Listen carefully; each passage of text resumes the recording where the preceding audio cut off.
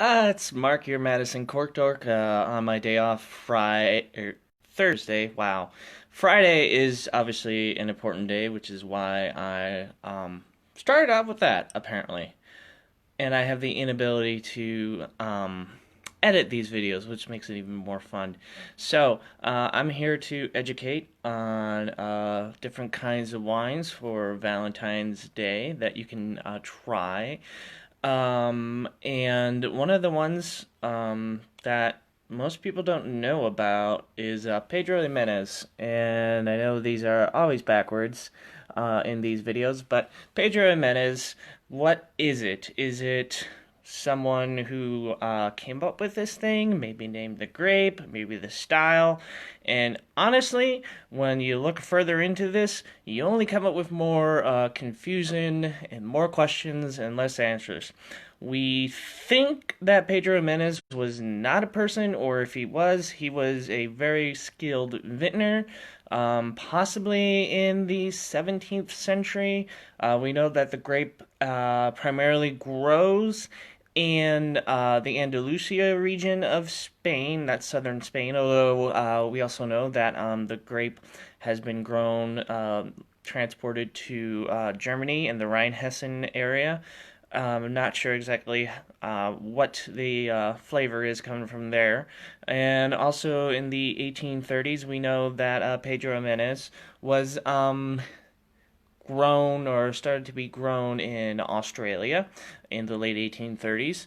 But what do we actually know about Pedro Ximenez outside of all the crazy apocrypha? Well, we know the facts that I just rattled off, but in the bottle in and of itself, what else do we know? We know that this is going to be a fun, sweet wine to try. It could have anywhere between 200 to 400 grams of residual sugar. Generally speaking, when you find these little wines right here, it's usually a good sign that this is going to be a dessert wine of sorts. Pairings, you can pair, from what I learned, with like sweeter meats. Throw in like sort of like glazed ham with I don't know, cinnamon or stuff like that. But also another fun one to pair with this would be pancakes. So my wife and I tomorrow, I think we're just going to be drinking it in and of itself to celebrate Valentine's Day. So this is a wine that you can think about for Valentine's Day. It's great to ideally finish off the night. My guess is it's also got higher ABV because it's fortified. Yep, 17%, which is most of the wines that you can try is anywhere between on the incredibly lowest end 5%. Those are the most dangerous, obviously, and on the incredibly high side, like somewhere around 15.9%. So this one, it's grown. Pedro Ximenez is grown out in the Andalusian sun. They let the grapes kind of like mm, let them out in the sun quite a bit to get that nice sugary sort of result. It's a mid to late harvest grape, and yeah, I'm actually very much excited. When I went to a competitor, for lack of better words, store, I happened upon this and I thought to myself, well, what the hell? Let's try this one. So this is one to try for Valentine's Day if you are in a relationship or if you're a happily single person. This should be a very good thing, or maybe you want to celebrate Galentine's Day later tonight. That's a thing, which I think is on what, the 13th. So tonight maybe it all depends on the gals. Other types of wines to think about though.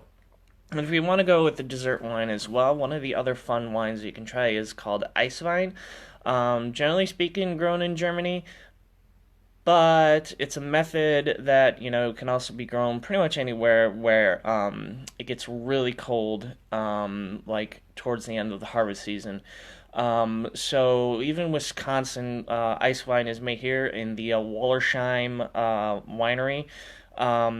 I've had one of their vintages, actually no, two of their vintages, and it is insanely awesome, but it is also with ice wine, insanely expensive. You'll still get the same 375 milliliter type bottle, but again, high residual sugar. It's gonna taste like honey. Very amazing. Another type of wine to try for Valentine's Day, say you and your special lady are on a budget and you really don't want to spring for the champagne. Well, we do have other wines to try. You might want to try, if you're going on the really sweeter end, Brachetto or Brachetto d'Acqui. Um, Brachetto can come in like a still bottle form or it can come in like a sparkling bottle form. Um, and one of the common examples of the Bricchetto would be like Stella Rosso Rosso or Stella Rosso Black. The black one is that much better. And that one's a Bricchetto d'Acqui, whereas the Stella Rosso Rosso is a regular Bricchetto. Now, when it's d'Acqui, it means of Aki, which is a much more specified region of the grape growing area. Another type that you can try would be cava. This is a Spanish response to Spanish response to champagne. You can try more. It's more typically like on the drier end, so you'll probably have like a brut or a brut rosé. Another type that you could try that's a sparkling wine would be Cremant. That's French wines that are grown outside of the Champagne region of France. Another fun type of wine to try is Prosecco.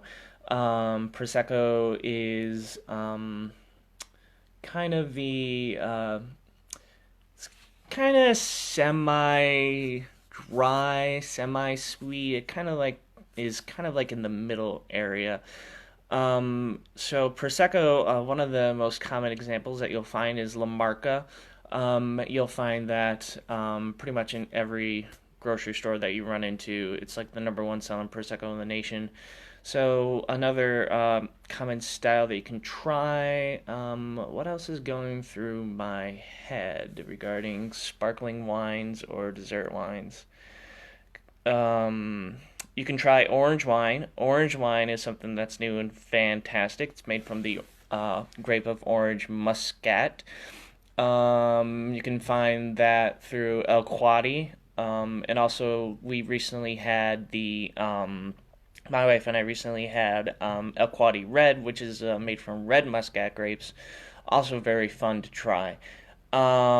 So let's see, is there anything else in my head that is a recommendation for Valentine's Day?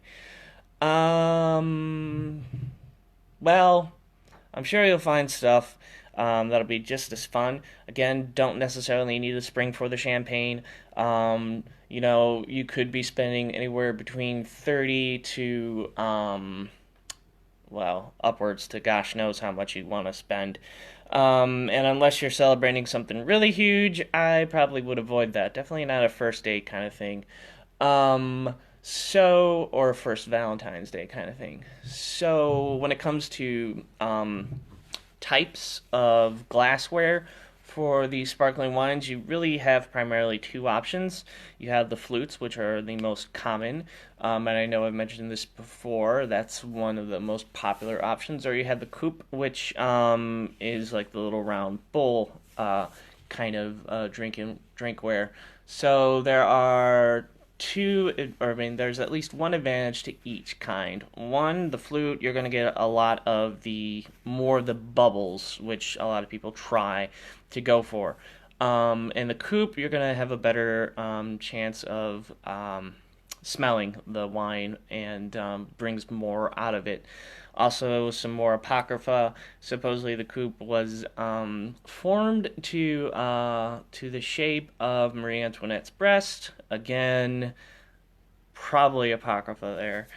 And let's see, other terms that you need to be familiar with.